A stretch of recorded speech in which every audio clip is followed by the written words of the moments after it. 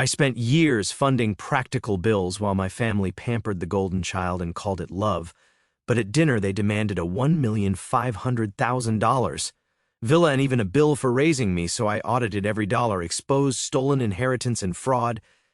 And then, I'm Evan, 35, a financial analyst, and I think I finally lost my last ounce of patience. My whole life, I've been second place in my own family. My younger sister, Sophia, was the golden child. She was obedient, perfect, and most importantly, she gave my mother everything she wanted. When Mom decided she wanted grandchildren, Sophia had them, not because she wanted to be a mother, not because she was ready, but because Mom said it was time.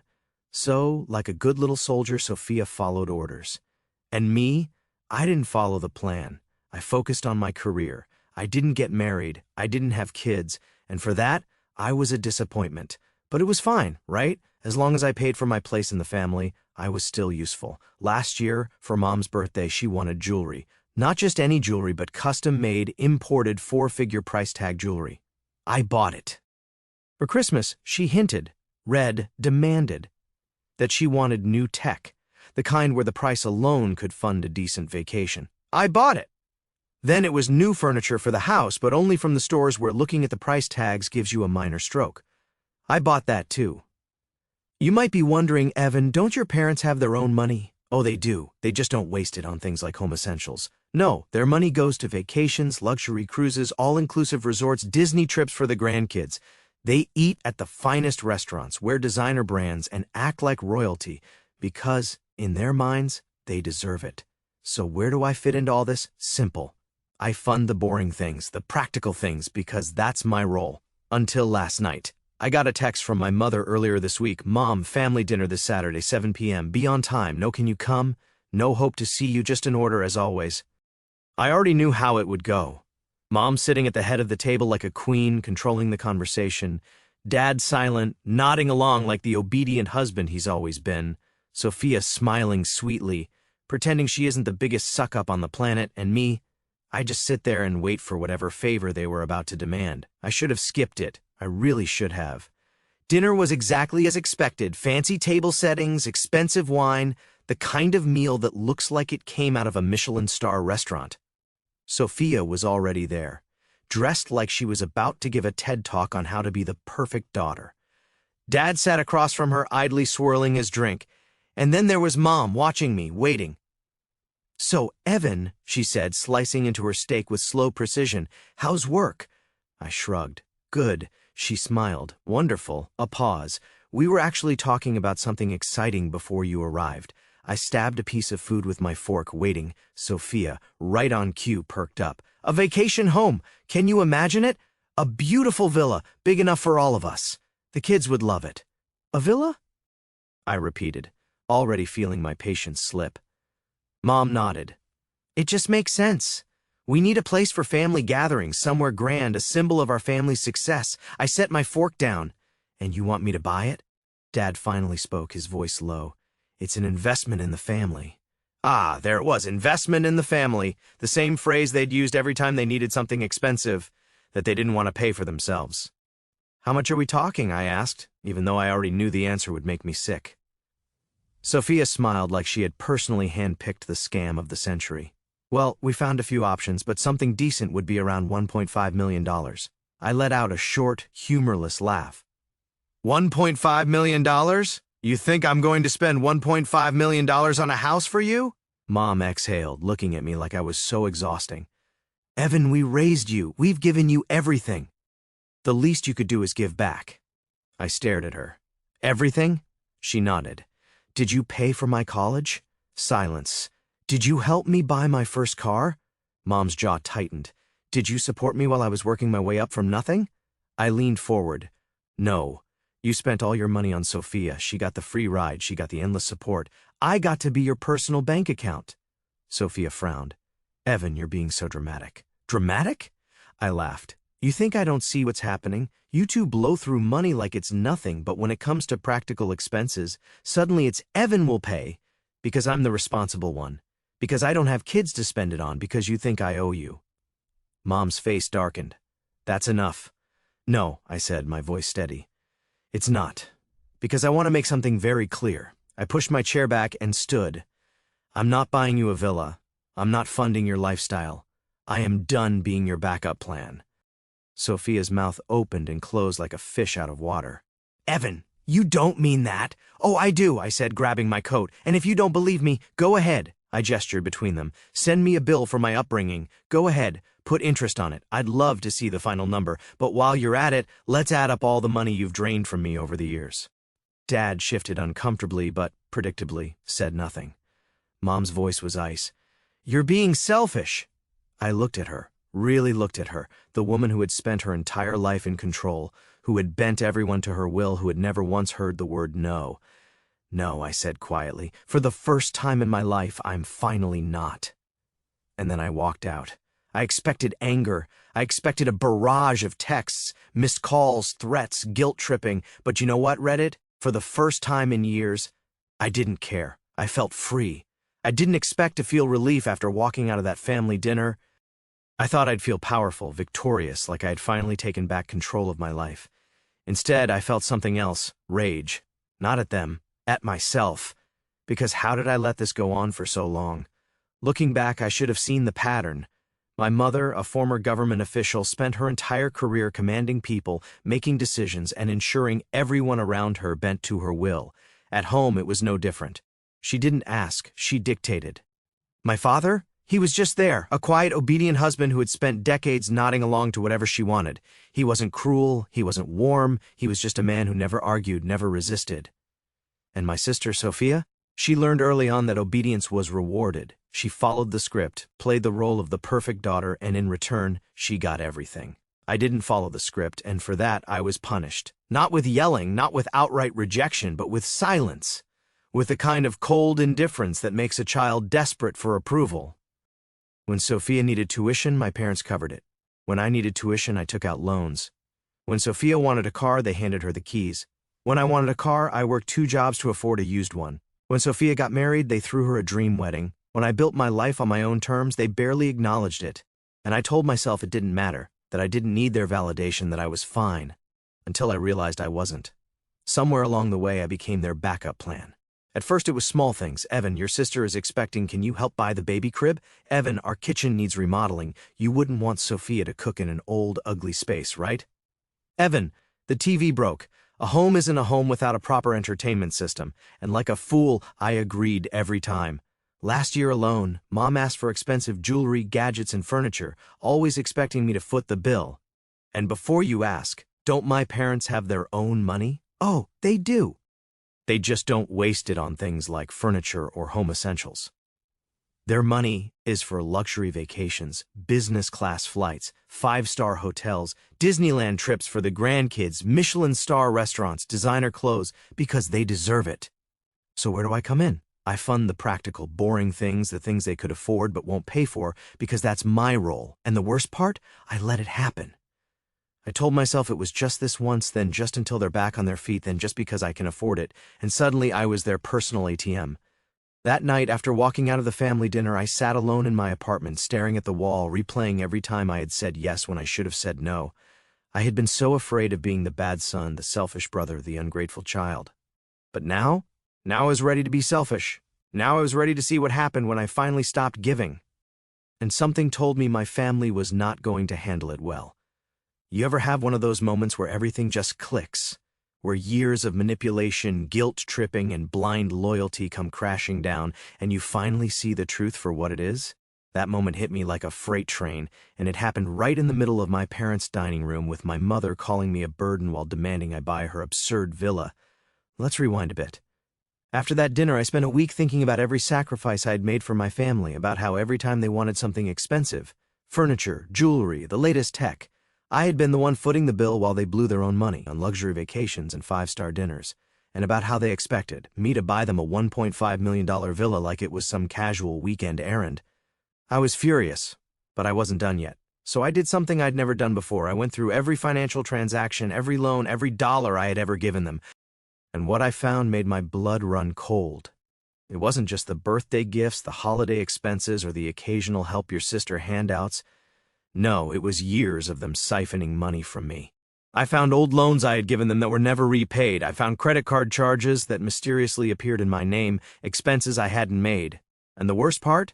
I found legal documents, specifically inheritance papers from my grandfather. I had always been told that his estate had been small, that most of it had been used to cover medical bills. But guess what? That was a lie. He had left behind a significant amount, enough to put a serious dent in my student loans at the time, enough that half should have legally gone to me. Instead, my parents had taken it all, for Sophia's education, for Sophia's wedding, for Sophia's perfect, comfortable life. And I had never even known. I didn't call them, I didn't text, I walked straight into their house unannounced. My father was in his usual chair, reading some finance magazine like he had ever made a financial decision in his life. My mother sat at the dining table sipping expensive imported tea. Sophia was there too, smiling like she'd already won some invisible war. "Ah, Evan," Mom said, setting her cup down. "So, have you come to your senses?" I dropped the printed copies of the financial records onto the table. She barely glanced at them. "What's this supposed to be?" I crossed my arms. "Proof. Proof that you've been stealing from me for years." Sophia actually laughed. "Evan, don't be ridiculous. No one stole from you." I turned to my father. "Did Granddad leave me half of his estate?" He didn't answer. He just looked at Mom, and that told me everything I needed to know. My stomach churned. "So it's true." Mom finally sighed, rolling her eyes. "Evan, honestly, do you really think you needed that money? You had a good job. You were fine. Sophia needed it more." I snapped. "Sophia?" Sophia scoffed. "You always act like such a victim." I ignored her. "And the credit cards? The fake loans that were never paid back? What's your excuse for those?" Mom waved a dismissive hand. "You're being dramatic. You wanted to help your family." I felt something inside me snap. "You mean I didn't argue hard enough while you manipulated me?" I said, my voice like steel. Mom's expression darkened. "Watch your tone." "No," I said. "You don't control me anymore." She stood up, slamming her hands on the table. "Excuse me?" "You heard me," I said. "I'm not buying you a villa. I'm not giving you another cent. And I'm certainly not going to keep pretending that this is a normal, loving family." The silence was thick. Then Mom exploded. "You're so ungrateful," she shouted. "After everything we've done for you, we raised you, fed you, clothed you, and this is how you repay us?" I laughed, an actual hollow laugh. "You stole my inheritance? You spent my money like it was your personal piggy bank, and you expect me to feel guilty?" "You've always been a burden," she screamed. "You don't have a wife. You don't have kids. You don't have a real family. At least Sophia contributes something meaningful. You're just—" She took a breath, eyes blazing, then spat the words that ended everything. "Be thankful we're not sending you a bill for raising you." Sophia smirked. My father stayed silent, and that was it. I felt the last shred of my loyalty to them die in that moment. I leaned forward, placed my hands on the table, and looked my mother dead in the eyes. "Send the bill," I said, voice calm. "Go ahead, itemize the cost of raising me. You know what? Charge me interest." I grabbed the financial records off the table and turned to leave, but while you're at it, I added, "Calculate every dollar you stole from me, every cent you guilt-tripped out of me, every expense you pushed onto me while you spent your own money on vacations and luxury nonsense." Mom was shaking with rage. "You walk out that door and you're dead to this family." I turned back one last time. "I've been dead to you for years," I said. "You just like the money too much to admit it." Then I walked out, and this time I wasn't coming back. When I walked out of that house, I expected two things: a flood of angry texts and calls trying to manipulate me back into the fold, or for them to act like I never existed and pretend they didn't need me. What I didn't expect was for them to completely panic, because for the first time in their lives, they realized something terrifying: I wasn't bluffing. The first few days were silent, not a single call or message. I thought maybe they decided to just cut me off and move on, fine by me.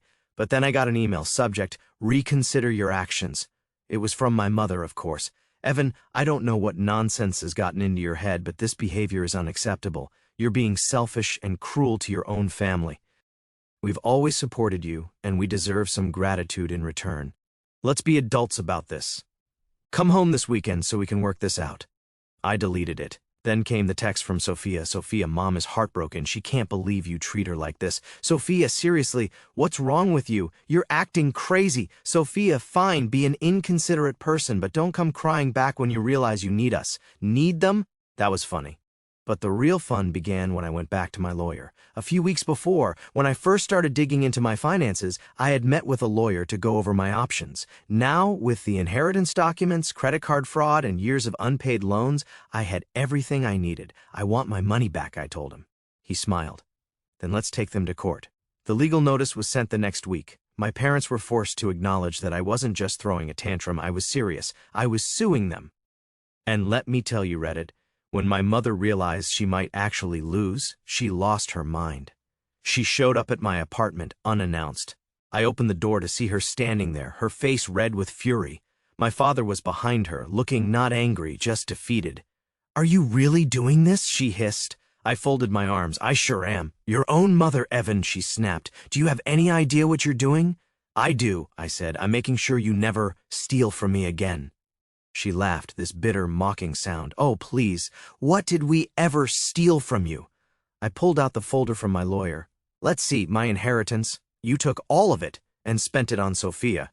My money, you manipulated me into paying for everything while you live like royalty. Credit card fraud. Want me to show you the charges?" She waved a hand.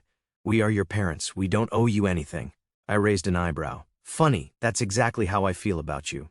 My father for once spoke up, his voice quiet. "Evan, is this really necessary?" I looked him dead in the eyes. "You could have stopped her at any point. You didn't." He looked away. I turned back to my mother. "You want to know what's really funny? You said I should be grateful you didn't bill me for my upbringing." Her eyes narrowed. I smirked. "Maybe I should send you a bill for every dollar you've taken from me." And then I shut the door in her face. The lawsuit dragged on for months. At first, my mother thought she could intimidate me into backing down. Then she thought she could manipulate me. Then she realized she was going to lose. My lawyer was ruthless. They were forced to pay back every cent of my inheritance. They had to cover all the fraudulent credit charges, the money they took under the guise of loans, gone.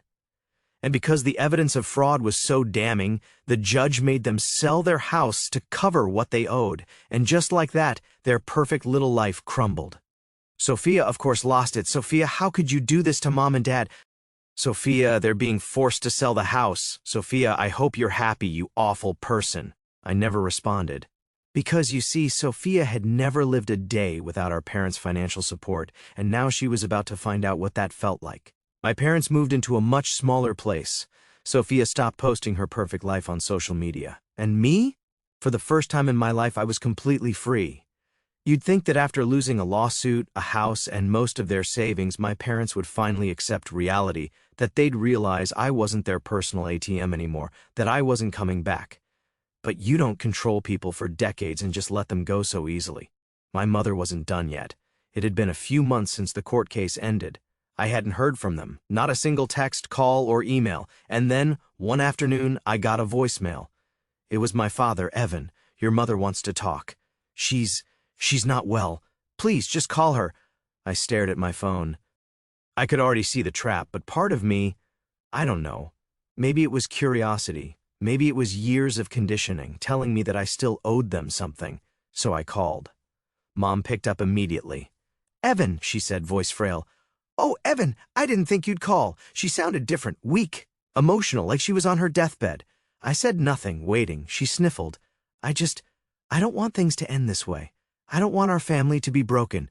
You're my son, Evan. No matter what's happened, I still love you." I exhaled slowly. "What do you want?" She let out a soft sob. "I just want to see you, please, just once." I knew exactly what this was, a guilt trip, a desperate last-ditch effort to pull me back in, and I almost fell for it. But then I remembered.